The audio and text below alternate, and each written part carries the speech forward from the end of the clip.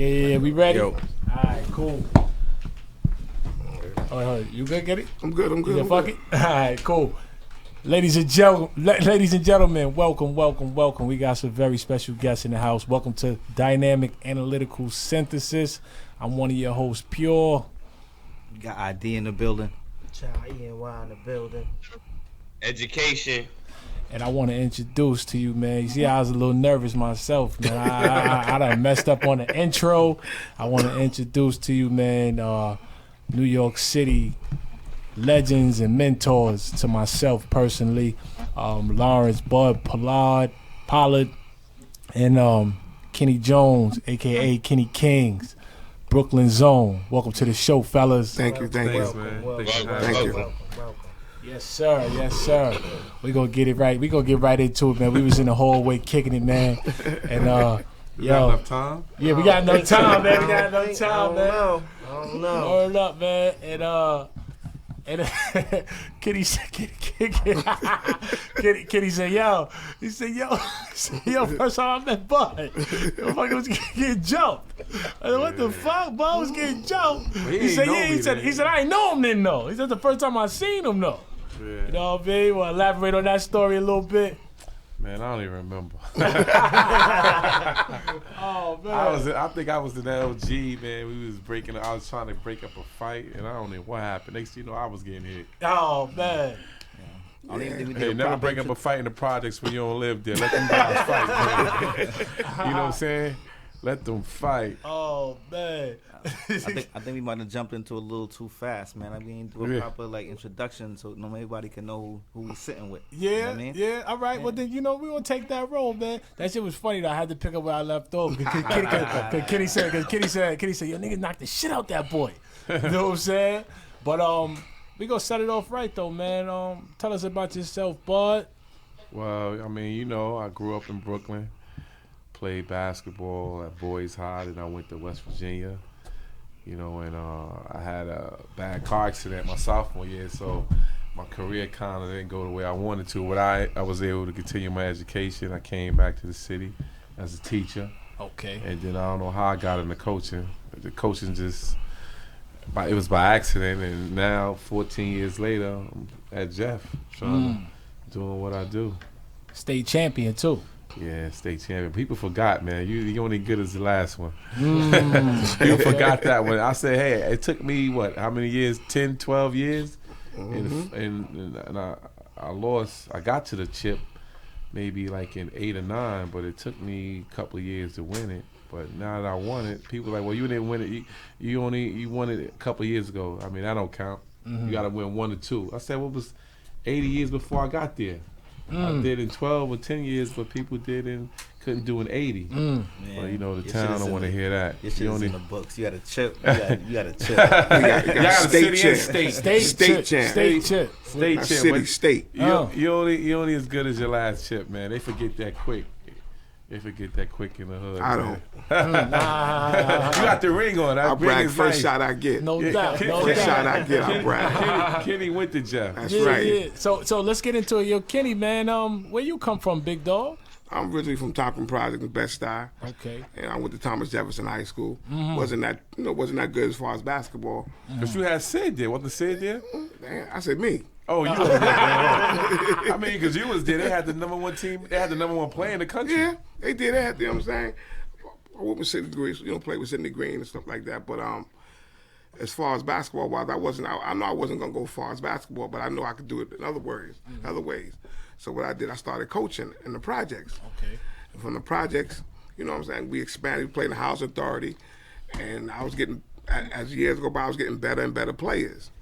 Okay. The first real player that I got outside the project was Selden Jefferson. You know what I'm saying? Shout out to Sal. That's right. And then from Sal, first I had Boogs. Boogs got Sal. Sal got Bud. Jason Hoover. Then Bam. You know what I'm saying? Who got Charles? You can't forget Charles. I went to a game. Matter of fact, I didn't go to a game. I was reading the newspaper one morning. Right? And I was reading. I was like, yo, Boogs, who this? He said, that's Charles Jones. He said, you want to play with us? I said, yeah. I never saw him, but all I did was read about him. And Boogs got him. And the crazy part about it, I didn't know that Bam played in the backcourt with Charles. I didn't know that. High school. In high school. So you had Bam before you had Bam. I had Bam because what it was, Book played with the Broncos. Okay. So Jason played with the Broncos. Shaka Ship played with the Broncos. Big E played with the Broncos. The Doc. Rest in peace to Doc. Exactly. Got you. And I got them guys through that. And then, So Bam knew about Charles and didn't bring him to the team? I ain't got nothing to do with that. Yo, Bam, what's up with you, Bam? Bam, you on some bullshit, Bam. We gotta call Bam. We gotta call Bam, man. What's up, Yeah, Bam? you don't bring that guy to the team. Yeah, but he came, so. You know what I'm saying? You know what, man? Shout out to Bulls, the architect. Ken was paying top dollar, so so he was like, you know what? I wasn't paid. I was making sure my boys is okay. Yeah, You man. play So with he me, said, you ain't got to take public Charles- transportation. If Charles was here, you know what? My package is gonna be a little lighter. My bag is gonna be a little smaller. My playing time is gonna be not as much, but hey, I gotta reach out to Bam, man. I wish Bam could call in the show, man. We can't text Bam and tell him to call in. He gotta speak to the Bam, people my on dude, that. man. That's my dude. I already know, man. But damn, that dude makes. But niggas do that shit still, man. Come Yeah. on, man. Not my guy. So, Yeah. Not no more. Well, good kids and good teammates recruit good players because they want to win. But some people just don't want to win, man. you know what I think it was really? Because at that time, Riverside was the motherfucker. That was you know what I'm saying? And, Yeah, that was and Riverside. most of those guys played Riverside. So I didn't think I was going to get them anyway. But But then locally, I mean, you was a guy locally, but Riverside, most of they deals on the national circuit. I had Riverside. I could say like 7 or 8 of Riverside players. You know what I'm saying? If you notice in the movie, I think when we was playing the Soul in the Hole, everybody was late coming to the game. They had a game. I think with Riverside. Okay. But they didn't want to tell me. You know what I'm saying? Which I wouldn't interfere with that. That was. I mean, he was paying top dollars with them. Oh, yeah. You know what I'm saying? He was taking care of them. You know what I'm saying? I just kept a couple of twos and fews in their pockets. I got you know what I'm saying? Outside of that. Yeah, Mr. Lewis is right. on another level, man. Yeah. I grew up playing with Riverside. Mr. Lewis is a good man. I mean, he kind of went through some things, and some things came out about him. But my experiences with him, Right. I got nothing but love for the guy, man. The guy did right by me up until the time I started working at Jeff. And so if he did do those things, I forgive him and let God judge him. Okay. But none of us are perfect, and I think there's a lot of us doing worse to kids in the hood right now. But I'm not even gonna go there. But Mr. Lawrence is a great man, so I got nothing but love for that guy, man. And when I first true story, when I first started at Jeff, and he got us our first uniforms, and he was helping him out. I said, "Pop, I want to do it like you." He said, "Hey, if you want to do it like me, first you need a better job." So, because he did it top dime. I mean, we went all over the world with this guy, man, and we didn't spend a dime, and everything was first class, from the food to the traveling to the uniforms to the apparel to the gear. We looked the part. Like it was a great experience, man. I spent a lot of time there, a lot of time up to that church. Okay. But I just want to ask you, was it an easy transition from player to coach? No, it wasn't, because a lot of times when you're a coach, you don't understand. I mean, when you're a player, you don't understand coaches, and I didn't understand my coaches. A lot of stuff my coaches tried to instill in me until I started coaching. So when I started coaching, I called a lot of my teammates after speaking with them. After coaching, I'm like, guys, our coach was right. Like, we was assholes. We was assholes, and you don't understand, because as a coach, you guys are here, and coach is trying to get you here, and when he's not picking on you, he's pushing you, and he's nagging. But my high school coach always said, Paul Brown, good coach, and he always said, worry about when I don't say nothing to you. And there's a lot of guys he didn't say nothing to, and I realized it. He's like, why are you always picking on me? You don't say nothing to him. Because some people, you feel that they don't have the potential to go certain places, and you may not even like that person. Or, you know what I'm saying? You don't even like them. So, and also the kids one of the big adjustments I had to make were the kids were not as good as myself and a lot of kids back in the days. Yeah. You know, so coaching guys right now that wouldn't even make the team. They wouldn't even come to tryouts. But now they got all the answers. They think they're good, and these. Best sneakers. Yeah, these guys got a lot better than we had, and that's the times now. But when I was coming out of high school, it was dozens. My high school team was 6 Division I players. Excuse me, it was 6 Division I players and dozens of players throughout the city going Division I. Now, if you get 2 or 3, that's a good year. And this is Boys and Girls High School. Yeah, I went back to in '88. Yeah, '88. I was there from '88 to '89. 90 and that year in New York City, and when I graduated in '90, they had 5 McDonald All-Americans from New York City, and 2 of them got MVP. Anthony Kay got MVP, Kyle Reeves got MVP in the '90 McDonald's game. Wow. And we all played together on Riverside. And we had him, Red Autry, Brian Reese, and we had a crew. Khaled played with us a little bit, but then he didn't really play the whole summer with us.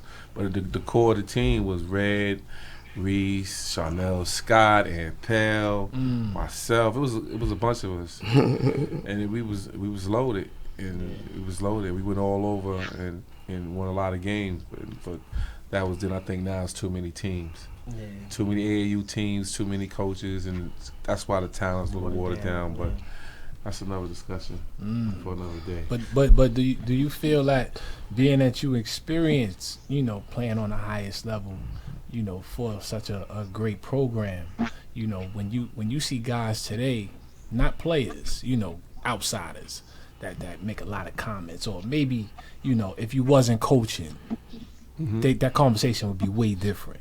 Yeah, and you know what I'm saying? That haven't experienced what you experienced, but they have an opinion.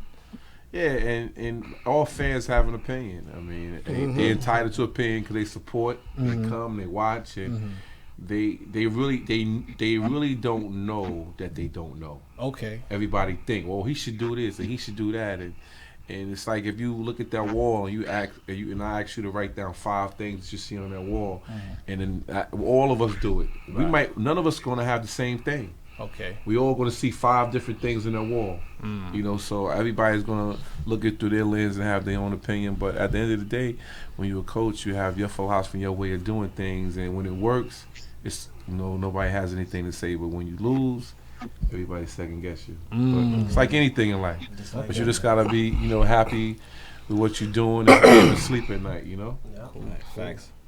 The tight in a little bit.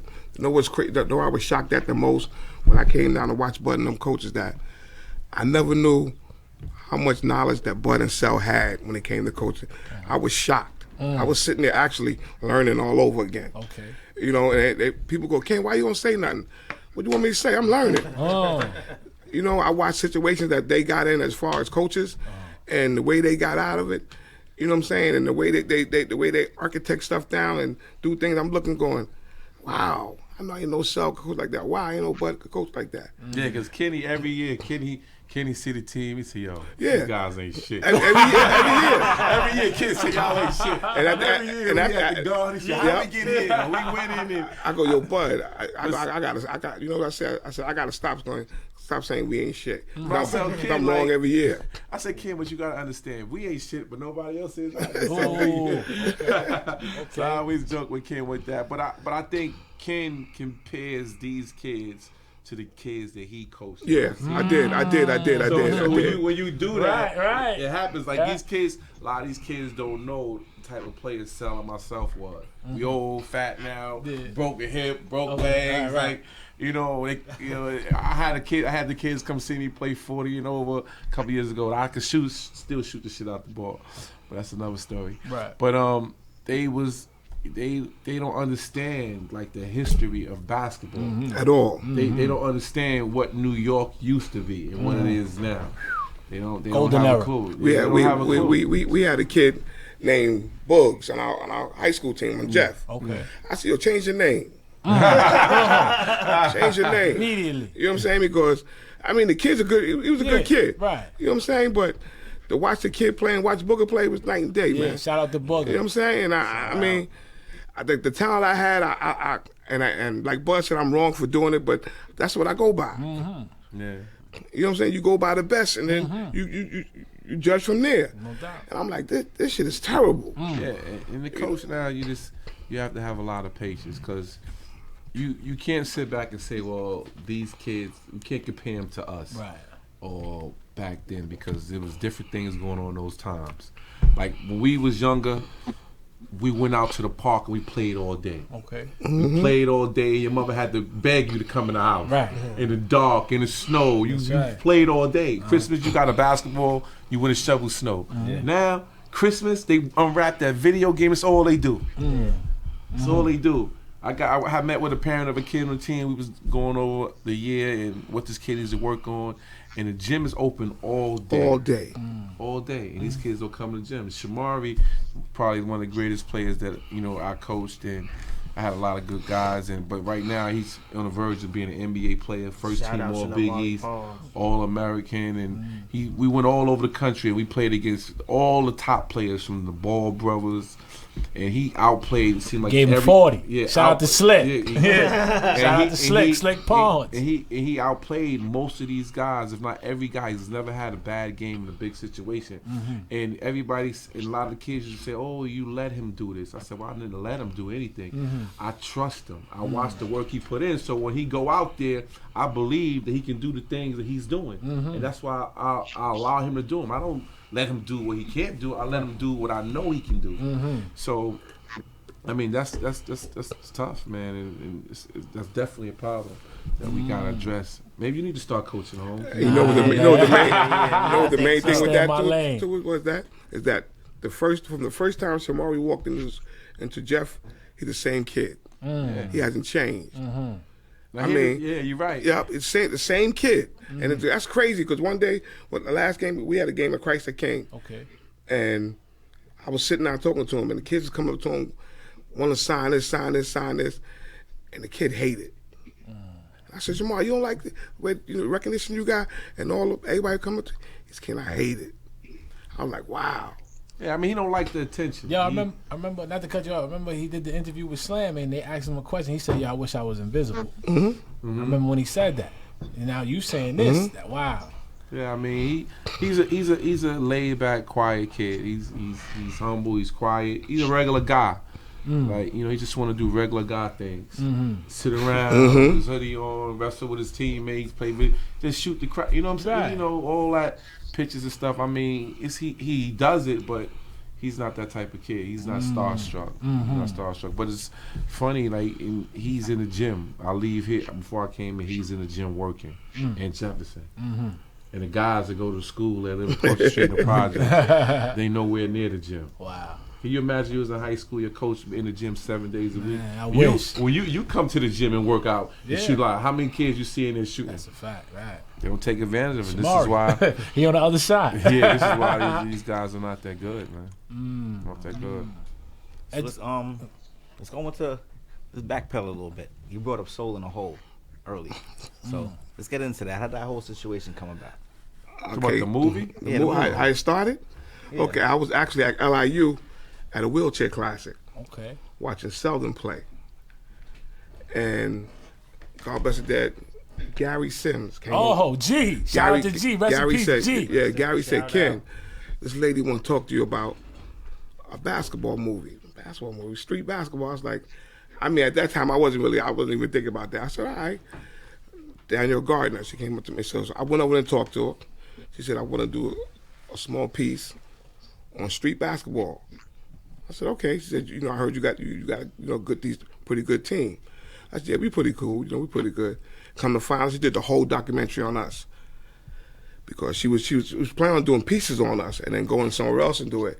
But she wanted doing the whole. I mean, from the time 7 o'clock in the morning, I look out my window. She out there with the film crew waiting to film us. So she did the whole summer on us. Just so happened we started playing in Soul in the Hole. That was the first year we played in Soul in the Hole. Where exactly is Soul in the Hole? On Monroe and Troop and Marcus Garvey. And Best Stop. And Best Stop. All the best. Yeah, Heart of Bed style. Belly of the Beast. That's right. Right, so which, you start. Yeah. Bougie now. You can't afford to live there. Yeah. 44 Park. 44 Park. No doubt. You know what I'm saying? So I mean, as a kid, I used to go there and watch certain people play like Pearl. You know what I'm saying? People play like that. Mike Niles. The Niles brothers. The Niles brothers, yeah. Scurry brothers. I used to watch them playing there. So when I went there and saw the competition that was there, I said, yo, I think I could put my team in that. So I asked the dude, how you get in there? So he said, he told me what to do.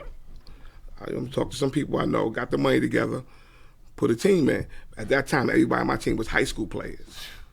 And this is unlimited. Yeah. Pro. But you got a high school team. Yeah. So I said, yo, I want to put. He said, I want to put my high school team in this tournament. He said, you sure? I'm positive. Because I knew what I had. Right. And the crazy part about the first year we played, if you look on the film, you see Seldon playing against us in the championship game. And the reason why was that Sel asked me, was I going to put a team in the hole? I said no, because I really didn't know anything about it. So I went to go see Sel play and found out I want to put a team in it. Sel couldn't play. Because you already played with somebody else. Got you. I said, Sel, don't worry about it. I didn't think we were going to meet selling them. We wanted to meet selling them in the championship game. And went from there. The crazy part about it, that was the only game I lost in the hole.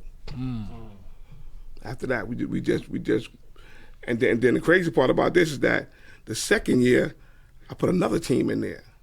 Yeah, the 2 years I think we played. For 2 years, we played against each other in the championship. And I said the only way I put two teams in is they were two different divisions. I mean, two different divisions. I want to put myself in the same division. We want to play against each other in the championship game. The guy was like, "You're not going to want to play." I said, "Don't worry about that." And we wound up playing against each other 2 years in a row. And chip.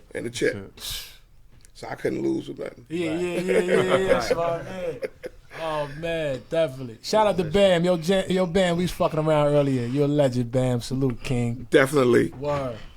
You gotta watch Bud. Bud say whatever's on his mind. Hey, education. What's up, big bro? Ain't nothing. I'm just taking all of this in. I got a lot to say. I wish I was there with y'all. Say it. But I guess my first question would be to you, Kenny. I guess we could just stick on this topic with the documentary that was put out. One of the things that I remember from watching it, I mean, it's been a while, but being in Brooklyn and dealing with high school kids playing against grown men. In that documentary, I heard you talk a lot about that it was more about the kids and not so much more about like what was going on in Brooklyn. Like I remember a scene, I don't know, like, oh man, I wanted to say you was talking about you was tired or something like that because of everything that was going on. And like, these is young kids from the hood in Brooklyn, and it's a lot. Like as a coach, you're more than just a coach to these kids. So what was that like for you? Like, explain what you was going through. Well, at the time when I was doing it, I just saw myself as a coach, and I didn't know the position I was taking in these guys' lives. Like, first thing I want the parents to know that the kids coming with me and the environment they was in, they was gonna be safe. Right. So whoever played with me, after the game is over, we all go back to my house, as you see in the movie, and we all go back, and then after that, we eat, and then after that, I put everybody in cabs and go home. Like, for example, Jason Hoover lived in Manhattan. The only kid on my team that lived in Manhattan, so what I did, he took a cab to Junior's downtown, I met him downtown, paid the cab, get in my car, we drive to the Hole, or wherever games we had to go to. After the game was over, I drive him back down to Junior's, put him back in the cab, and let them go home. I feed them first. Make sure I feed the kids first. And I make sure, so all the guys that I had, I made sure I was responsible from the first guy to the 12th guy on the team. So I made sure I took care of everybody equally. Cool. And you had a lot of talent. I made a joke earlier about like you was telling Bud ain't none of his on the team ain't shit. But how like with that amount of talent, you know, that you had, like how were you able to, you know, be able to play to all of those guys like egos and at the time like coach all of that talent on one team, and knowing that they was coming from other programs like the Broncos, like Riverside, and you're coaching them in this tournament. How did you deal with that? Well, that was the easy part. What I did with that was, far as I made all, like, it was a rumor going around that Sel and Charles didn't like each other. But if you watch Charles play, Charles don't like nobody. So what I did, I asked Sel first, yo, I want to try to get the dude Charles Jones. You know what I'm saying? So he said, nah, Ken, that's my man. I said, cool.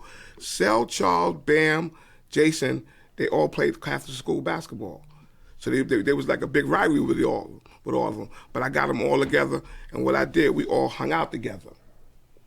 You know what I'm saying? We all hung out at my house together. So I made all of us tight.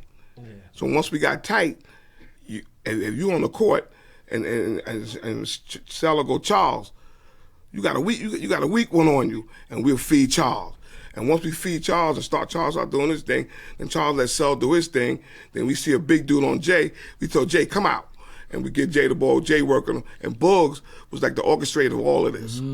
Bugs made everything. Bugs made everybody go. You know what? The guys knew we get the rebound, we get the Bugs just run. You know what I'm saying? Everybody, you know, the crazy part about it, they thought we had practices. We had no I know one thing, them niggas was not coming to practice. Okay. I knew that for a fact. Okay. So I wasn't even trying to run no practice. That's not what that is. That's that player mentality against the coach. Exactly. We see Golden State, Steph Curry birthday, they cancel practice. They party. Take that team to practice. You got good players around you, they gonna play. But that team was unique. You know, and whoever I brought down, like Bud came along later on. Yeah. You know what I'm saying? And Bud fit right in. It was no controversy. That Bud fit right in. I think because we was all good players, and we understood, we all was used to playing with good players on the Riverside team, and like people, to address what you said about Charles. See, Charles was a competitor, and him and Sel was, you know, they compete. It's like your brother. You and your brother in the backyard. A lot of times y'all compete and y'all go to blows because y'all compete. Right. So it's no beef. Like people think me, Tiny. You know, I got beef with everybody during the basketball season. Okay. Ruth Love like she a woman. I'm trying to split her wig too. Everybody, I'm trying to kill everybody. I got you. And I leave a gym, I want nothing but dead bodies, man. You know, so I mean, but you know, after the game, mainly after the season, it's all love. It's all cool. But you can't. It's a different when you're on the court. It's funny. Wait. It's funny you said that. I like what you. I want to be specific. You just corrected you. You said not even after the game, after the season. After the season. Because after the game, it's still beef. It's still beef. It's still beef. It's still beef. Okay, it's after the season. Don't get it twisted, right? You know what's crazy? After that game, you know what's crazy is that, and I commend Bud for it because I can't do it. Bud opened his gym up to everybody. That's a fact. And we got one, at one time we had one of the raggediest gyms in Brooklyn. Now we got one of the nicest gyms in Brooklyn. So this summer, he had a big apple at our school. Right. Bud was running it. Okay. Bud had tiny whole AAU team down there. And South Shore guys down. I'm like, yo, what are you doing, man? I don't like these motherfuckers, but I was wrong. You know what I'm saying? I'm like, no, you wrong. I'm like, the way Bud was doing it, I was like, that's mad cool. But see, as a coach and a Brooklyn guy, you have to be an ambassador for the game. Like, you know what I'm saying? So, again, like when I was working with Tiny, I learned a lot from Tiny. Tiny helped us get the Under Armour. I know. I learned a lot. So sometimes when you got to be a champion, you got to hang with the champions. Right. You got to pick their brains. Right. So and I tell my kids, I want to be better than everybody else. So I'm going to pick your brain, pick Ruth's brain. I'm going to pick everybody. I'm going to steal a little bit from everybody, and then I'm going to use that against them. You know what I'm saying, to make me better. So a lot of kids, you know, they don't watch game, they don't watch ball, they don't watch their opponent, they don't take nothing from your opponent. Sometimes you got to take something from your opponent and beat them with it. No doubt. Because sometimes you got to take something. But I'm different. You know what I'm saying. I'm a humble guy, but I'm also a winner. I like to work. But after the season, the gym is open. I want all the kids. If you're from Brooklyn or anywhere, come to. If you got Tiny, whatever coaches, come down there. We can all learn from each other because everybody's gonna do certain things their way, and certain things like I was doing it this way, but I like the way he doing it. So I'm gonna use that. So you can't use the same thing every year, and you can't use the same thing with every kid because what works with one player, it's not gonna work with another player. Right. So as a coach, you gotta constantly get better. I think I've been successful for a long time, and I'm still kind of relevant around the game. I always have a chance to compete because that's the model I live by. Never stop learning.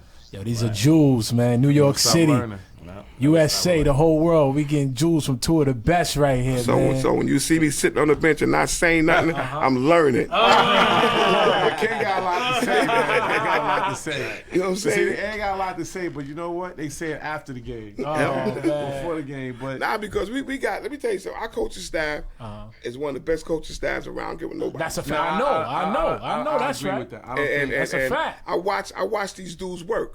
So when Bud and Sel get on the kid, my job will go over there and go, yo, it's okay. Right. It's Good okay. cop, bad cop. It's okay. And it's crazy because I was the one cursing them out at one time. Right. And the roles were reversed. You know what I'm saying?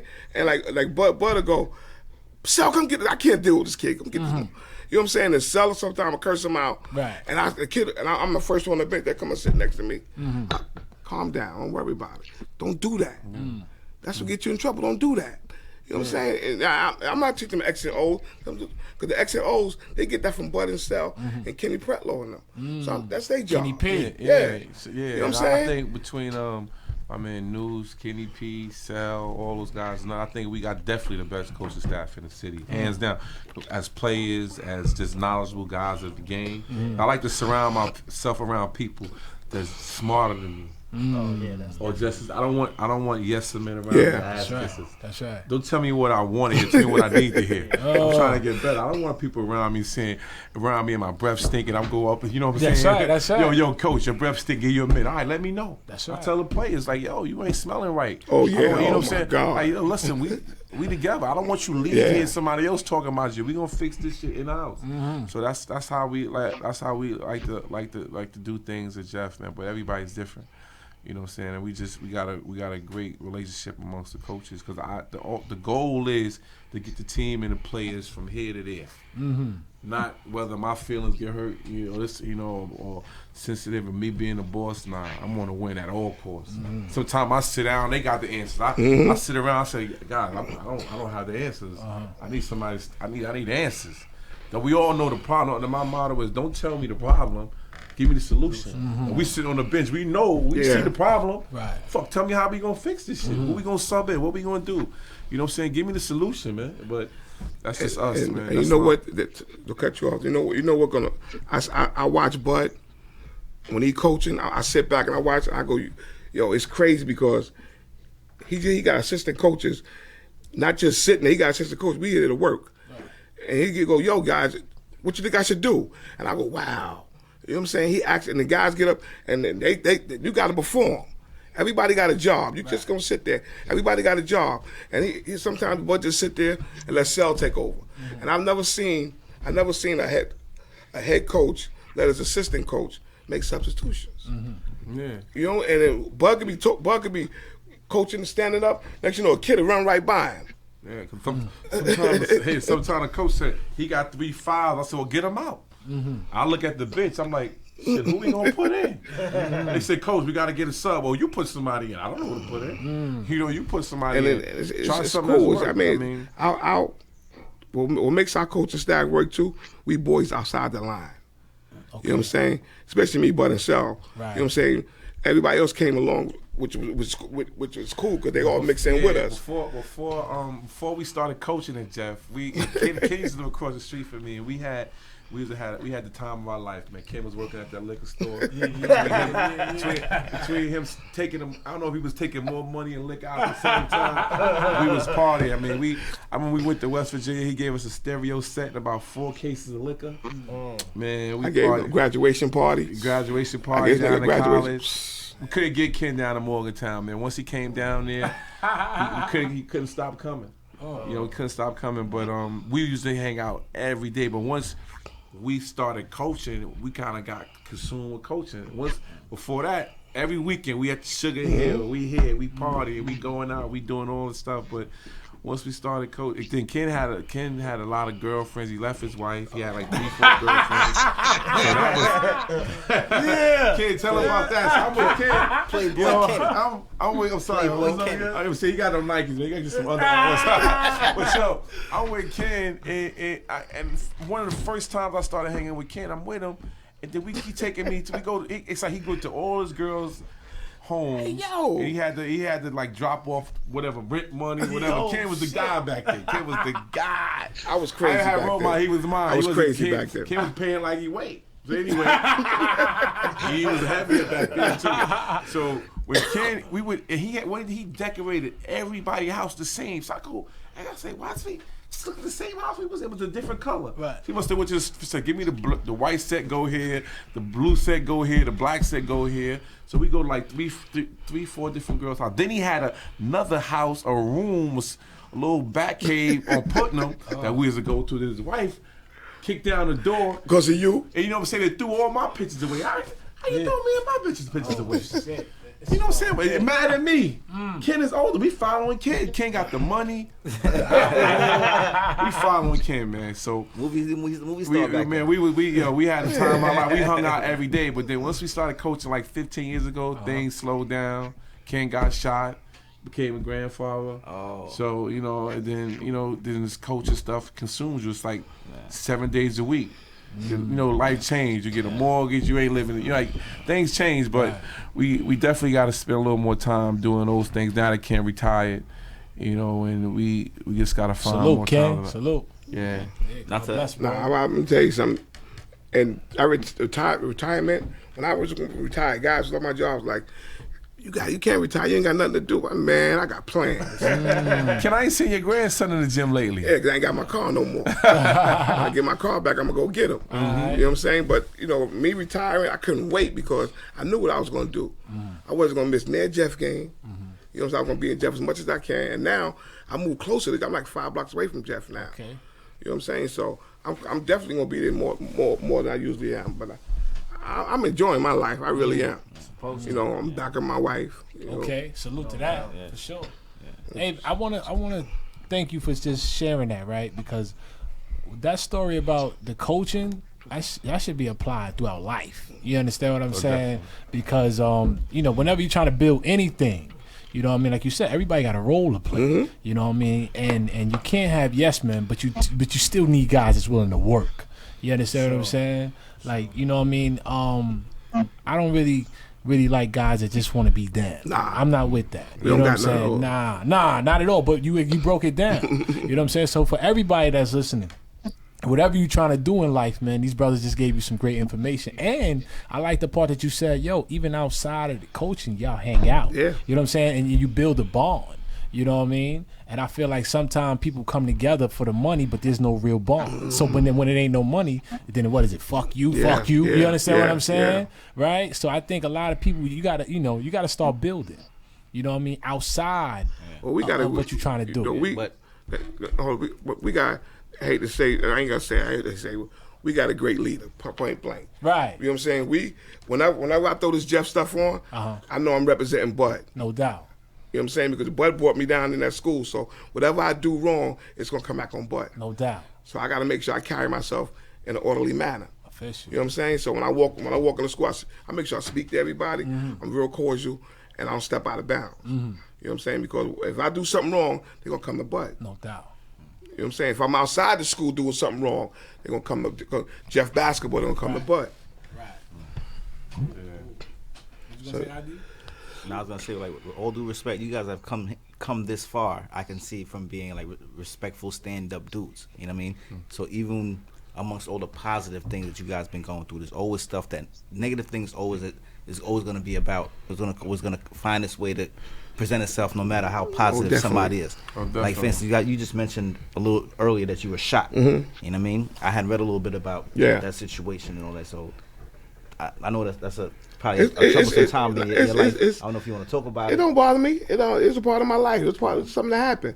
You know, I mean, my daughter ex-boyfriend, you know, They broke up, you know, and he put his hands on my daughter.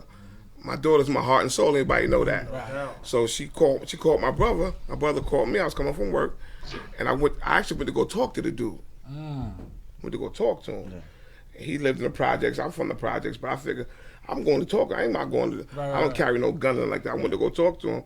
Like Buzz said, you can't bring a knife to a gunfight. Right. So I went to talk to the dude, and we got in a scuffle. One thing led to another. I walked away. You know, I grabbed him. His boys grabbed me, and then I took him. I just tossed him over a little fence, and I walked away. And he said, "I got something for you." And pow! And when I turned, it hit me right in the side. And I was laid there for 3 months in the hospital. I had to learn how to walk all over and everything again. And it's the crazy part about it. Him and Sal come see me in the hospital. I'm out cold. I don't know what's going on. But that's the other people in the room. Me, Bud, and Sal got a relationship that we don't show you crying, nothing like that. Buzz said, sitting there gutted like a fish. Right? And then Sal said, I know how to wake the nigga up. I used to do Remy Martin. I put some Remy Martin in that IV. That nigga jump up. You know what I'm saying? But we want to shed light. We joke a lot. We said like everybody crying. Like, you know, we sad that Ken, but Ken is alive. Like, he fighting. Yo, this is, you celebrate people when they die. You know what I'm saying? You celebrate people. Well, he didn't die. I don't even want to say that.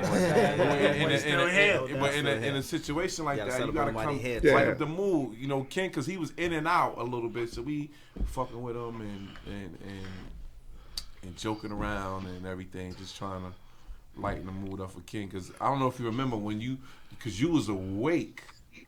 You was awake when they took you into surgery. You remember that? So we was in there. We thought everything was good. He didn't look like that was wrong, but over time, the first couple of weeks after the surgery, it seemed like he was having some complications.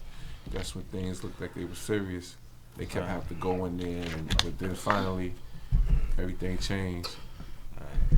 Yeah, bless you, Ken. Thank you. I got the final say, man. Yeah, man. You got the final say. Glad to have you here, bro. I'm glad to be here. Thank you. Yeah, man. I got 2 daughters myself. That's, Yeah, I had man. to take, but kid, you remember his other girlfriends was in there. So his wife came in there. What's it with your wife back there, man? His other girlfriends came in there. She ain't listening. She probably asleep. But so what happened was we had to lighten the mood. We had to change like the tone. We got to throw everybody off and shit. So I had to take one around here. I had to take one over there. We had to tell one here in Bellevue in Manhattan. This guy can't, man. Because he was around the first, so they looking for Ken. They don't want to hear that shit. You got shot. They go with that red money. You know, so you got a lot of Ken had a lot of overhead, man. I wasn't paying attention. You know what I'm saying? This nigga Bud is the worst. Shit. Oh, man. But another thing too, I wanna commend you guys. Like you said, you like to surround yourself with the best. Kenny, you had the best. You had like the high school dream team in 1992 for New York City. Yeah. You know what I mean? You guys had some bad motherfuckers come through that program, man. I just want to give a shout out to my man Keith Spellman, 258, man. Spells, what's up, big dog? Spells is the one who kind of jumped it off. That's right. Yeah. Because I had all those kids.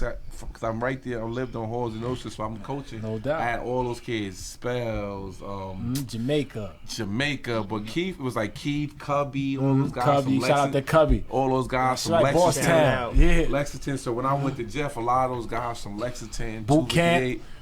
Yeah. Shout out to boot camp. All those guys came with me over to Jeff. Mm-hmm. They was already playing with me on my little junior high school team with my man Juice from Long Island, the Hearst team. Mm-hmm. So they all came with me to Jeff, and then we got it popping. That first year we struggled a little bit, but when Keith and them got there, Keith was like the face of the program. Yeah, Keith was the guy. Definitely. Hard work, Jamaica, and I miss those type of kids, man. Those kids was tough kids, man. Them kids stay in the gym all day, work. I miss those type of kids, man. The basketball was real competitive. Mm-hmm. Those Lance Stevenson, Keith Spellman rivalry games. Yeah. Oh man, those are the best right there. And y'all got a couple of y'all had some good guys, man. Cooley. You know what I'm saying? Shout out to my man Grace. Devontae Velo. You know what I'm saying? Velo came through there. Velo. You know what I mean? He was around that time. We had some good players, man. Son, you know, even though my man don't work hard, you know, I'm going to put it out there. I love you, bro. You know what I mean? Shout out to my man. We had some kids. He became a Division I player. That's right. Got his degree. Beat the odds. You know what I'm saying? You know, but unfortunately, Devontae I know. is locked down. But, you know, prayers to him, man. Prayers out to Velo. He be back on the street in no time. But we had a lot of kids come through the program. Yeah, It's doing talent, well, man. man. There was a lot of talent back then. I say, God, we were good, but a lot of teams was good as well. Yeah, no question. Everybody was good, man. Lincoln, we were the better team in 09, but Keith got hurt and Dave Cooley got hurt. So you need a little bit of luck as well. A little bit of luck. Yeah, let me tell you something. I am so overwhelmed and proud to be a part of the program that I am. I really am, because I can sit back from the outside looking in sometimes, and I'm amazed. You know, and then our kids don't have to worry about nothing. Once you're on varsity, you don't have to worry about nothing. If you put in the work, you're gonna look good. Some of the kids don't put in the work and still look good. You know what I'm saying? I think Coach gave him a little too much. They gave him a little too much. But that's Bud. They're a reflection of you, so you gotta take care of the kids. Oh, man. This got Bud talking about you, Kenny. What about him? Let's get to you, Bud. What's up, man? What's that, somebody calling in? Yeah, somebody was calling in FaceTime. She want to call in and talk on the show, Your man. wife left you too, man? You fucking running around? She did me a favor, man. Oh, all right, okay. Yeah, I know so nobody don't happy to not be married no more, boy. Oh, man. Hey, yo, education, you hear that shit? About you. I'm on the show, man. Oh, God. You don't want to get into this, but listen. Who that? Who that? Who that, Bud? I don't know who this lady is. I think it's Kenny Girl seen the show. No, it ain't. Kenny Girl, of course, she seen the show. She said, "How you get me up like that?" You know what I'm saying? No, you it get ain't. Me up. My wife listened to the stop playing them games, man. Listen, man. Kenny said he's sorry. You know, y'all. A funny story. I remember we was going out with these girls, right? So Kenny. I gotta tell the story. My wife know how buddy Shell is. Kenny lived across the street from me, so I borrowed Kenny's car. I go out and do my thing. So we just girls, we going to their friends. So I was messing with Ken, so I took the girl panties and I put them on Ken's rearview mirror and parked it in front of my crib. So that morning, Ken take his car. He go do it's a joke. So now, mind you, Ken don't go to work that day. So the car's in front of my house. He gives the car to his girl, and she with my girl. With his girl. So now I forgot. Now it's like 1 o'clock in the morning. I forgot I did that. So they leave and go back. Then they come back. I go, the fuck they want, right? They come back. She walk in the house. Whose are these? That nigga said Kenny. I said his. She said, "Well, they too small for Kenny." I said, "Bitch, he didn't have them on. His girl did." Remember that story, kid? So we had some good times. We had some good times back in them days, man. Them Kenny days. This coaching shit messed our lives up, man. No, it did. It slowed us up, man. Motherfuckers was in shape, hair, coach, grill you out. I mean, you don't. Sometimes I think we got consumed with it early, but I think now we had a good run. We had a good balance run. Now. Sometimes you jump into coaching, you get consumed, trying to get the kids here, trying to win, chasing the championship, chasing, and then you forget about you sometimes. You know, so for years, I think that would happen with me and my wife. But hey, shit happens, man. I mean. Out with the old and with the new. I got you. You know what I'm saying? You know I know. It's like anything. It's like anything, man. God's plans. God's plans. You're right. It's Yeah, you know, shit happens, man. It's like anything. It's like sometimes after the car get too many miles on it, you guys gotta get you a new model. You gotta upgrade. You know what I'm saying? So I'm glad my wife know how this nigga is. So what he say now, it ain't nothing new. It ain't nothing new. He say shit she know how you is too. She know you're a filthy animal. So listen. Once it's in your blood, it's in your blood. That's it. No, that's not it. That's not it. We gonna change the subject because you know what I'm saying. You know what I'm saying. I don't want to ruin your happy home. Your education. You got some more big dog. Look like you itching to say something. Yo, I mean, you guys been holding it down, so you know it's hard for me to get into the conversation from the screen, especially when I can't see you guys. Y'all can see me, but I can't see y'all. You can't see this. Hey, education, I want to ask you a question, man. You listen to Go-Go, man? They got you into that Go-Go out there in D.C.? I never. Brooklyn to the heart. Because you got the man. beard, look like you be going to them none of Chuck that. Brown concerts. This nigga don't bite his tongue for nothing. Yeah, that's my Nothing. man. We about to give him a shirt. Let him come on the Simpsons. Come fuck him up. I think y'all kind of touched on this, Million more but followers. you know, me being from Brooklyn and Brownsville, like during that time, I know in Jeff was probably one of the worst schools, not in Brooklyn, but Yeah. in New York City.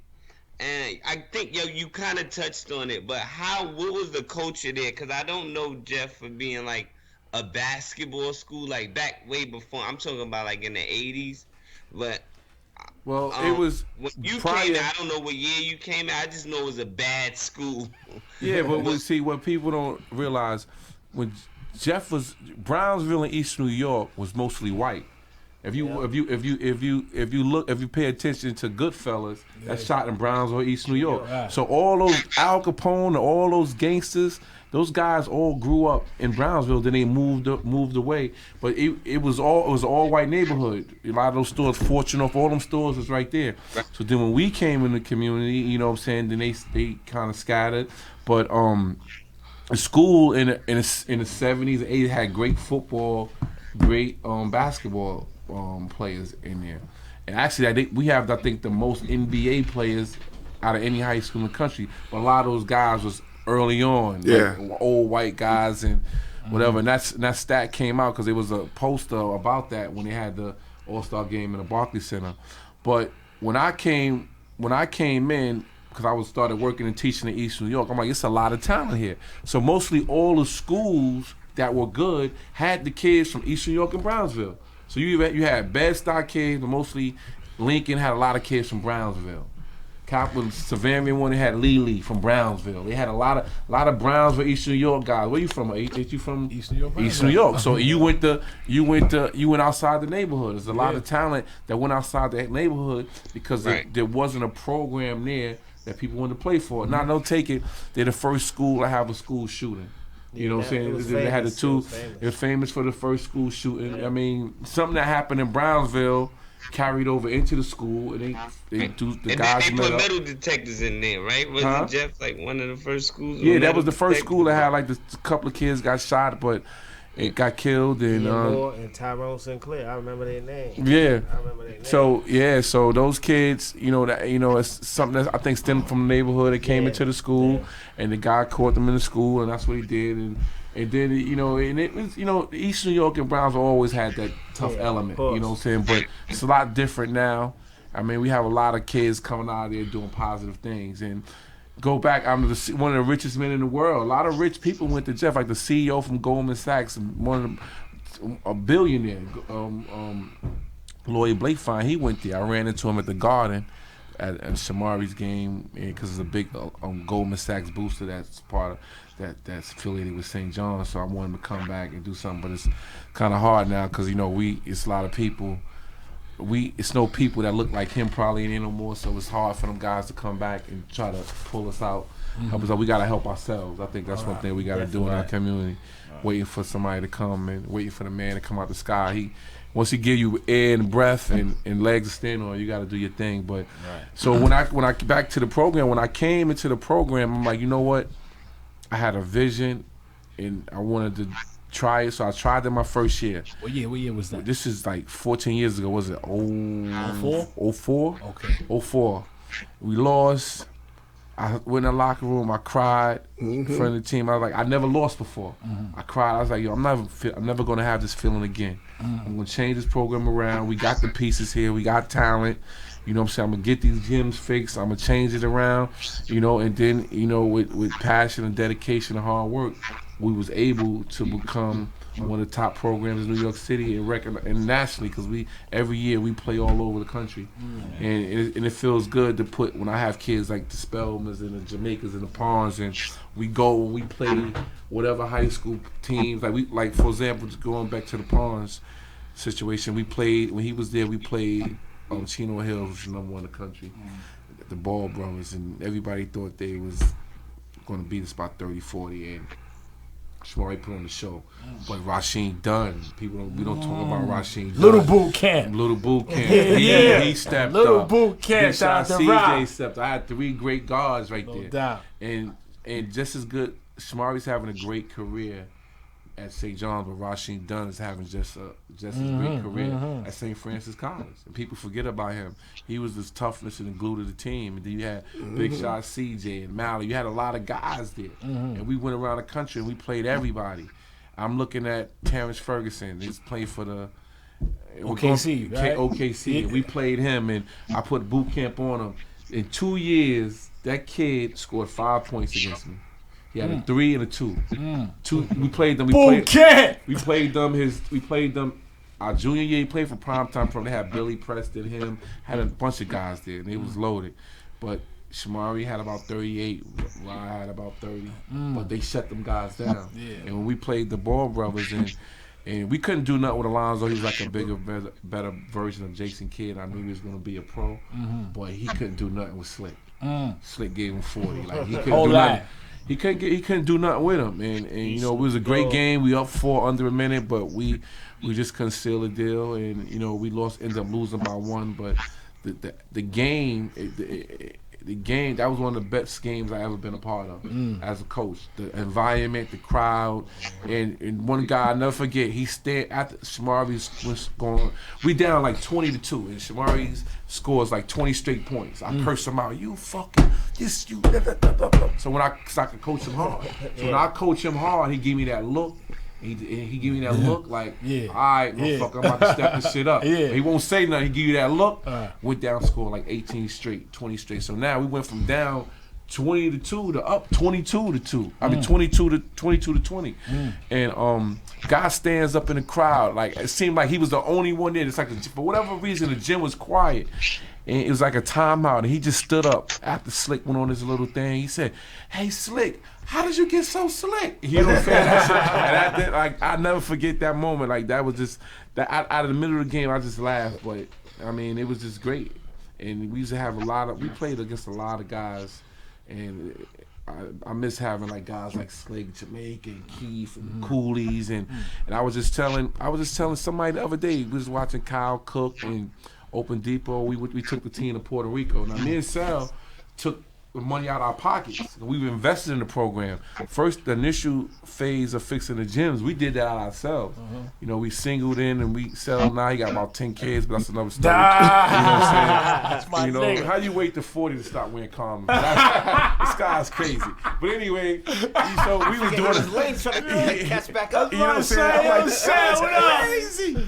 This guy got all these kids, you know, he child support kicking him ass. He ref. He couldn't be here because he got 7 jobs. He ref, he deliver pizza, he an Uber driver. I'm like, this guy is crazy. Bud is the That's worst. my man, though. You know what I'm saying? It is what it is. Yeah. But you know what I'm saying? But we took $5,000 apiece, so we took the team to Puerto Rico. So we go to the championship, we play against them after. They got the Grant brothers. There's 2 of them in the league. They had They had Open Depot. Oladipo? Oladipo. Indiana. Fuck that nigga name. Yeah, I fuck his name. They had him. They had 2 big kids. One kid with the Georgetown, another kid. They had Kyle Cook. They had him, and they had another guard. But they got like 4 or 5 guys that's in the NBA. And we took them down to the wire, man. We had Devontae, Dave Cooley put on the show. Him and Open Depot. You know what I'm saying? Going back and forth. You can check that on YouTube. But 2009 Puerto Rico Classic, the Mather versus Jeff. But and then we just got kids that believe, tough kids, and they believed we could coach them hard, and we was able to become almost like a powerhouse in New York City public school basketball. Yeah. And I don't like to use the word powerhouse, but we're a significant program in New York City basketball. Definitely. So when you mention New York City basketball right now, you know, around the country, you're going to say Jefferson, and I think that's a great accomplishment to myself and my coaching staff and all the other people that support the program.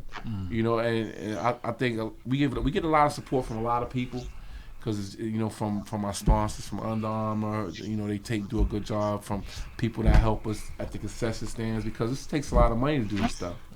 So that's what happened. So when you probably was at Jeff, they probably sucked. When I was in high school, we played Jeff. I'm gonna get 40. You know what? But you gotta get out. You gotta get out of here quick because you're gonna win the game, but you're gonna lose the fight. You know what I'm saying? So, you know that run to the train station from Pennsylvania to fucking Blake to that C train. Yeah. It seemed like every time we got on it, we you know, as a kid, you get the token. Yeah. So remember, you could take the token and spend it in the store. So nobody wanted. They gave us 2 tokens. You want to spend your token in the store, not in the train. But the cops are always there. When you sneak, they get on the cops chase you. They never was cops on Liberty Avenue. We run through that train station every year, hoping the lady scream, "Police, police, pay your fare." Nothing. She wouldn't even say pay your fare. But I mean, those were the days, man. That's what made New York City basketball so good, man. Kids had to take the train all over. No doubt. You had to be tough. I did that. Man. You know, you had to be tough. Now, these kids won't take the train. You won't give them that. Especially our team. Yeah, our team. They come to school with a bus. The bus, and we put them in a Sprinter van, and we try to, because these guys ain't built like that. And then you got to sleep at night, and I ain't trying to come home to hear a call. It'll split somebody rib or strip them butt naked. You know, so, I mean, it's a little different now. But these guys, they just real green to a lot of stuff that we used to do as kids. You know, we used to go and play anywhere. Manhattan, Harlem, Brooklyn, where was the game, you go. But these kids right here, if you're not taking them, they not going. You know, so we put a lot of work in, man. So I think we arrived right now. We've been pretty relevant the last several years, and we will be back next year with a good team. Okay. You know? Okay. Yeah. Yo, I appreciate that. Yeah, you took that and ran with it. Like, you answered everything in one. That's why I said this interview is kind of leading itself with you guys being open books. Appreciate that. Like, we ain't got to ask too many questions. We start one and you take it and you run with it. Right. But I wasn't trying to downplay, you know, Jeff or anything like that. I actually, the history that you just gave up to where it came up, that's what I want our listeners to know about the rich history. And definitely. I think, you know, there was a point. I think we have. I don't know if Mike Tyson went there, but you know, Riddick Holyfield. Riddick Bowe. I'm bugging Riddick Holyfield. Riddick Bowe champion. We had Sean Dunston was in the school last year. He was the first #1 pick in New York City history. He went from #1 pick out of Jeff. He was there. He was Chicago there last Cubs. year. Caught the Cubs. Him. You know, Sid Green, the pro, and we have a lot of Otis Wilson. They sent this football to the school because NFL was doing something. He's from Brownsville. I see him at Old Timers there all the time. He won a Super Bowl. So Jeff has had their share of great athletes. It's, you know, to come out of there. A lot of history. A lot of influential people in this world. Parents went to Jeff, like Seth Greenberg that used to coach Virginia that does the college commentating. His mother was a cheerleader. His father played for Jeff. Wow. Seth Greenberg, you know what I'm saying, to do the game day and all that stuff. And like I said, the CEO from Goldman Sachs went there. And it seems like everywhere we go, there's somebody that had their family members that went to Jeff. It's old school. When we went to Florida this year, like a dozen Jeff alumni came out. You know, so I mean, those people are around, man, and they're influential. We gotta somehow tie them back into the school and the community. But I think the community is changing. I don't know, you're in D.C. now, but under that train station on Pennsylvania Avenue is nice stores and leading to Brownsville, these nice big high-rise buildings. I don't think those are for us. I only been in D.C. for 2 years, and I'm in New York every other month. So every other month. That's going on. A lot can change in New York in a month. I drove down Fulton Street the other day. I didn't even recognize it. Yeah, but I appreciate that, man, and I know, like, you're a pillar of the community. You and Kenny, and the thing that y'all doing for our young men in the community is a big thing. And, man, I appreciate that, man. I mean, all our listeners, and not that my appreciation means anything, but it's just... Yes, it does. Yes, it does. Definitely does. Yes, it does. Anytime someone says they appreciate what... So I want to always bring it to that positive aspect. Yeah, and it feels good sometimes for people to just say, yo, I appreciate what you guys doing because, believe it or not, people forget how it used to be when we wasn't there. People assume like this is how it's supposed to be, and this is how it is. And when we came there, this is people. If you'd have told people that we was gonna be where we at today, they would have laughed at you. I got a short story. Talk. One of the school safeties told Bud, I think, but I'm not make sure I get it right. Bud said we're gonna need more security. No, you ain't. Ain't nobody coming to these games. I said, Miss, you ain't see nothing yet. Oh, bleachers. We didn't have any bleachers in the gym. Yeah, exactly. I said bleachers. We're gonna need bleachers. Wow, you don't need bleachers. Now we need a new building. That's a fact. That's a fact. We need a new gym. That's nice, man. Yeah, let me tell you, when we got Lincoln, the High, or South Shore at our school, Song. get there early. That's right. Get there early. Song. I got so many friends around that time. My phone ring like crazy. We definitely need to build us a bigger gym. And It's time for it. I tell everybody, it's all cause of Bud. Yeah. But Again, like I mean, it's. I wouldn't say it's because of me. I have had a lot of help over the years. No doubt. And you know what I'm saying? I can't name everybody because I can't even remember. But God has put a lot of good people around me. You know what I'm saying? It's like when you do. My grandmother said when you do the right thing with your blessings, plenty more will follow. So I think a lot of people bless me with a lot of things, and I share, and it seems like they always come when I think I'm not gonna be able to do this. Like when I came in with the plan, like I'm gonna do these gyms, I'm gonna do this. I said I was gonna do it, but I didn't know how I was gonna do it. It was a lot of money. Right. But sure enough, Charles Barry came, he go $1 million for this, and this one came, he go this for that. Boom, so then it takes place. I didn't know that. And, you know, that was gonna happen. But you believed it. Yeah, I believed it was gonna happen, and it just happened. You know, that man walked in the gym for a ticket for the game. I said, well, hey, we're one of the top teams and programs in the city. We should have a better gym. My gym should look like this. He said, I agree. He said, this lady down there, what you need? Boom, got it done for me. Wow. By accident. That's God. Yeah. That's him. Well, that's what happened. Dedication too, yo. we got a fly gym to go with our fly team.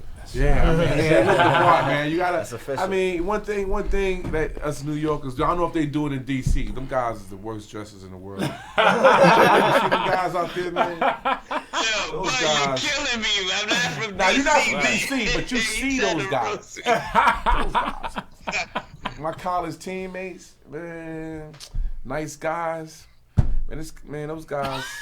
Those guys, yeah, I mean, but that's another story. But anyway, you know, in New York, man, you got it's in New York, it's a materialistic place. Like you got to look the part, you know, which I think anybody, whatever you doing, you should always look good and look the part. And I tell my kids, if you look good, you gonna feel good and you gonna play good. So, you know, I'm a firm believer in that. What I like about us that when we got a game somewhere, away game, when Jeff walk in the building, you know it's Jeff. No question. And not by the way we act, the way we look. No doubt. Oh yeah, I mean that's the reputation that you got to keep up. It's like anywhere. When you go to the club, you gonna go somewhere, you gonna look your best, right? Right. Yeah. Most people that when they leave, they home in the morning. When they looking good, they feeling good. No doubt. Right. You got money in your pocket and you looking good. It's like you feel lighter. Yeah. It's like when your car clean and full of gas, it ride better. You know what I'm saying? No doubt. So it's like And your whole body. day goes smoother. You go smoother, man. But it seems like when you ain't feeling good, you ain't looking good, you leave the house. You ever leave the house with something you like, damn, I shouldn't have put this on. No doubt. You know what I'm That's saying? when Like, something happened to you. Yeah. Like that, yeah, you know what I'm like saying? a It's like, yo, domino man, my effect. day, like, Yeah. your whole day is like cloudy. Yeah. Right. Like, you know what? When I get home, I ain't never wear this shit again. I'm throwing it away. Getting it away. But that's how it is, man. That's the code I live by. You know? I got another question. Okay. Something that y'all brought up earlier about the AAU circuit is in New York City is now saturated. Like I talked about the classic, you know, AAU teams, Riverside, Broncos, Gauchos, Brooklyn USA. But now it's so many of them out there. So y'all being coaches at high schools, I don't know if y'all allowed to recruit, or I know y'all not allowed to coach AAU. But Actually, we can. You how can. does that affect the market of how you recruit kids, and does that come into play? Well, you can coach AAU. You could coach an AAU team. I mean, it has nothing to do with your high school team. Technically, you're not supposed to coach a high school, but you can coach an AAU team. I've coached AAU. Actually, Shamari's first year, when I had Jamaican and them, I coached with Juice, Jamaican Keith and them. Shamari's 9th grade year, I coached them with Juice, also with Tiny. But you can't coach AAU as a coach, but I mean, a lot of AAU coaches use that in recruiting, but it's hard now because there's so many people in New York City that wants to live through the kid. So if the kid is good, what they want to do is they want to get this kid and form an AAU team, get an AAU deal. It's all about back in the days when there was Broncos, it was really three.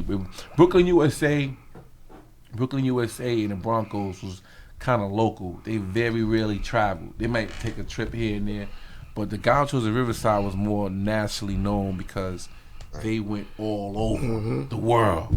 Especially, you from Mr. Lord's going to France, Europe, Italy, whatever. But remember the Golden Hoops? Remember Golden Hoops? So you had it was Daily News. Yeah, so you had 4 or 5 teams. That was like that was it, the Golden Hoops. But so you had 4 or 5 teams. You had the Jersey team, the Road Runners, whoever, with the Hurleys, and so you had about 5 or 6 teams. And but that was when the New York teams were stacked.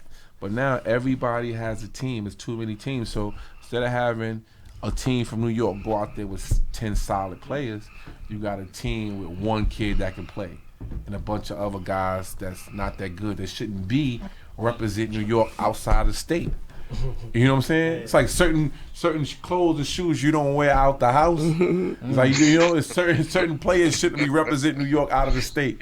Right. Sometimes you need to be playing. You need to have local. You and your game is a place for you. Stay local. And backyard shit. Yeah, backyard in the park. But that's another problem. Kids don't play in the park no more. The parks, sure like when back in the days, the parks had glass, potholes. Now the parks are all pretty. The courts are painted, glass backboards. When I was in high school, I don't even think the high schools had glass. Now the parks have glass, tennis courts. Like everything, nets, and nobody's on that shit. And nobody's doing it. Nobody using it. Lights. Back in the days, you had to rush to get to the park early. Hopefully, you get a good run. If you lose, you done for the day. Right. Then you gotta go over there to the scrub court. Then you don't want to go over there. Then you try to run from 258 Park to Kingston Park, catch that run. So I mean, it's different. But I think as recruiting kids, it's hard to recruit kids because, like, for example, people see Jeff and they think, because how I treat the kids, they think we have it. But we work for a lot of stuff, and they give us stuff, so I give it to the kids. So when we try to get a kid that's kind of good, or we think it has the potential to be good, usually the people surrounding the kid, they want certain things. Like, they want a deal, they want sneakers, they want whatever they want. They want to be a part of the staff, and I'm not the type of person to bring somebody in just to get a kid. Right. Well, you know what I'm saying? If you down, and if I can help you in any type of way, I can help you, but I don't have the resources to take care of my team. So pretty much they pimping the kid. Basically, there's a lot of that going on in New York. You know what I'm saying? Like, so the kid is the product. I got the goods, but this is what I need. Yeah, and you talking about a kid going to high school. Yeah, that shit is crazy. But see, a lot of people in New York, when a lot of people in New York wasn't players or relevant in their time. So when they get older, they, because they know everything that's going on, they try to act like they was players or they was involved inside the game. Talk that shit. You know what I'm saying? There's a lot of guys running around there. Like, back in it, like, this guy wasn't a player. So why you sitting here talking about how much ball you played? Wait, where? Where was you at? Who was you playing for? I shut him up right away. Where was you at? Never played against us. 40 years ago, everybody was nice. I was nice. He was a nice guy, but you wasn't where it was at. You know what I'm saying? So, and then they want to be relevant in the coaching game, in basketball. So if you get a kid that's pretty good, if you want to be a coach or go to college, you have those aspirations. Sometimes people want to get on the bandwagon and follow that kid to where they need to be. Right. Sometimes it hurts the kid. You know what I'm saying? Because instead of you making a decision based on what's best for the kid, you're making decisions on what's best for you and how it benefits you. So that's why we have so many kids going to schools they shouldn't go to. Like certain kids from New York can be good basketball players. They go to a school that's their level. Because there's levels to this shit. Everybody knows that. That's a fact. Everybody can't play in the Big East. Right. Like, again, Rasheem Dunn is a great player in the NEC. He player of the year. You know what I'm saying? Could he play in the Big East? Yeah. But would he have been as effective and Impactful.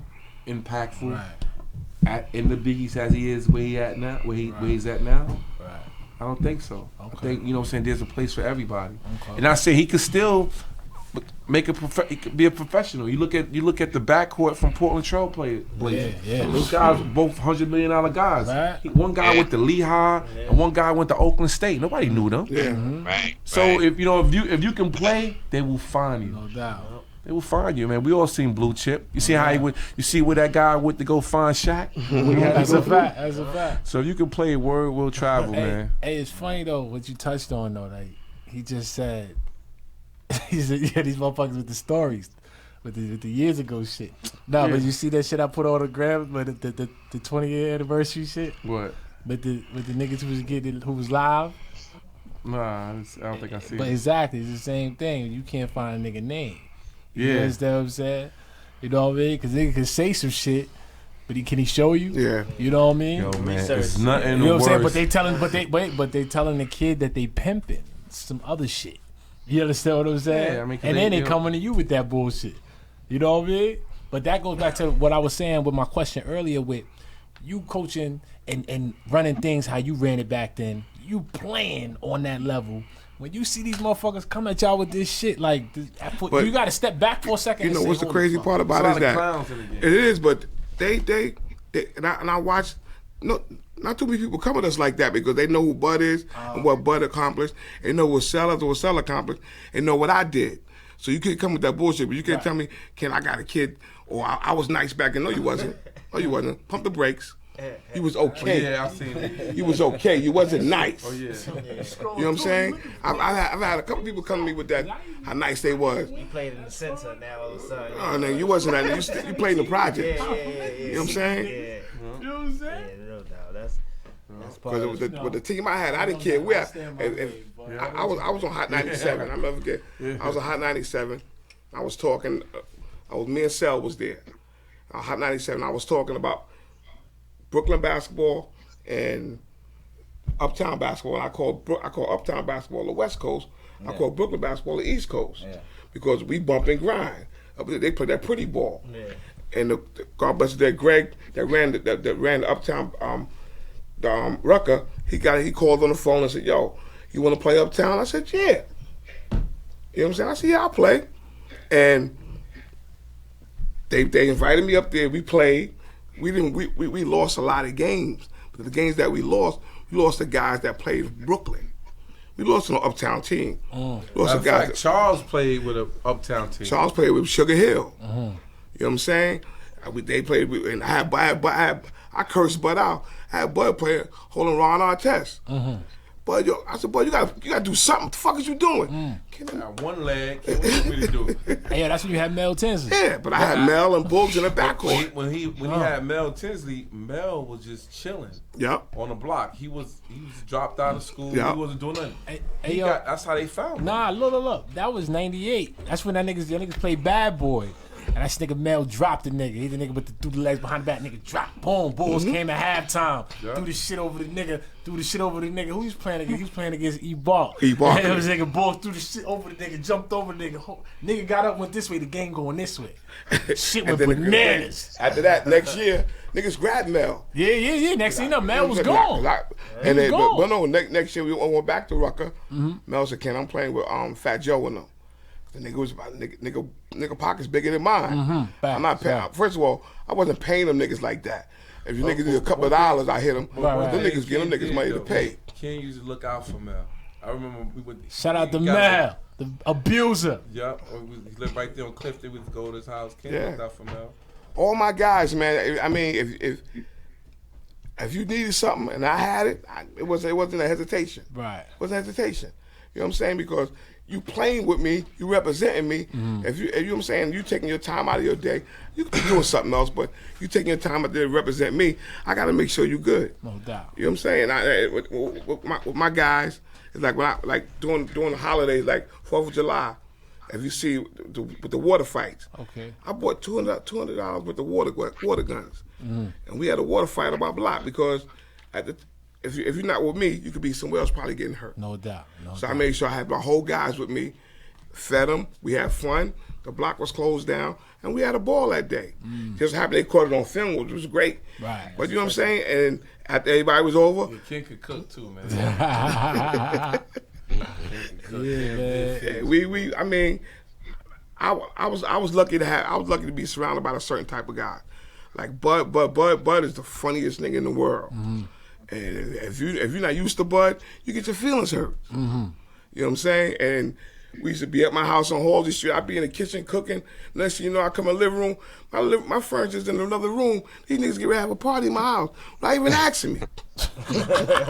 Kid had the liquor, the food, the system. Yeah, it's over. Oh Then man. you know every Friday the mixtapes come out. Oh, okay. Mixtapes and CDs. We used to party, man. Yeah. Great times, man. Crazy. Brotherly love, man, for sure. Crazy. But yo, man, I want to thank you guys first and foremost, man. It's a group honor, but it's a personal honor. You know what I'm saying? For me to have Bud, Pollard, Lawrence, Mentor. You know what I'm saying? OG. My phys ed brethren. You know what I'm saying? Word. No, man, just you lay down the blueprint. Kenny Kings, man, I can't say enough, bro. I know you're Thank real you. humble, man, but as you can see, we got history. You know what I'm saying? Word up. But no, thank you, big dog, man. Thank you. You paved the way. You know what I mean? You actually gave me a vision. You Thank you. understand what I'm saying? So I want to thank you guys for just coming to the synthesis and being a part of this and giving us your time on a Wednesday You night. start coaching soon, man? When I turn 40, 3 more years. You start coaching? 3 more years. I told myself 2020. After that summer, it's on. It's on, man. You gonna start it from the bottom? I was in it. Yeah, I'm gonna start from the bottom, man. I started. I jumped out. You know what I mean? Because it's hard for me to coach somebody if I can bust your ass. You still want to play? You know what I mean? But that's love. West 4th A Summer. Shout out to Kenny Graham. You know what I mean? We got a Desynthesis team. Check us out this summer. We're gonna be in West 4th. But no, 2020. That's when I'm gonna get into it. God willing, I'm still here. I'm gonna get into it. I'm gonna jump in. You heard education? Yeah, for sure. I'm gonna hold you to that too. Yeah. I'm gonna jump in it. Education gonna play? Nah, education and the coaching, man. Education is a Lachlan alum too. That's why I'm mad Sal ain't here. Oh, okay. Education I graduated. was hoping Sal was there. Yeah. Education played for Lachlan. That's so good. What year you played? 98. He graduated 94 to 98. Kenny Peter, he on your coaching staff. He coached me. Yeah. My Okay. sophomore year. Yeah, Kenny P. Shout out to him. Word. Yeah, He won shout out to a P. championship Word. this year. Yeah, Brooklyn Law Tech, right? Yeah, Shout out to Kenny P. When I coached in housing, Kenny P was one of my roughest opponents. Williamsburg houses. Kenny P beat me. They suspended Kenny P 1 year. I won the championship that year. They suspended him. He came back the next year and bumped me. I cried like a fucking baby. That shit hurt. Kenny, you're not from Williamsburg, right? Who? Kenny Pretlow. Yeah. From Williamsburg? From Williamsburg. Wow. Yo, man, we get a lot of history up here, man. Yeah, for sure. Hey, education, you want to add something? ID, Jai, y'all want to close it out? Yeah, but just a pleasure for me just to be around y'all legends. Stop saying legends, man. Hey, man, we got to salute you, man. You know what I mean? Listen, man, we ain't going to tell you when you go home, man. We going to tell you why you here, big dog. I appreciate it. You a legend, I man. appreciate the Bud love, is a though. legend, man. Nah, man. You gotta We praise say him that while he's proudly. here. You gotta praise him while he's here. You know what I mean? You get Word. flowers now. You know what I mean? That's from the heart, man. I definitely appreciate the love, though. Word. And we appreciate y'all coming on the show, man, for real. Thank you for inviting Y'all got us. a lot of jewels. Y'all stories was definitely priceless. Education, you gonna say something, bro? And I got I mean, I think that everybody said everything that needs to be said. I think our listeners is going to get a lot of information, good information, and it was positive. And what we always set forth and what our mission and goal is to give the people, like, good information and, positive vibes. And you guys definitely brought that. Open books, fun, and laughed and joked with y'all. Appreciate y'all being here, man. It was a pleasure. My man, thank you. No doubt. Once again, man, this is Pure signing off on Dynamic Analytical Synthesis. ID, we out of here. Child ENY. See y'all next time. Education, holla. 100, easy.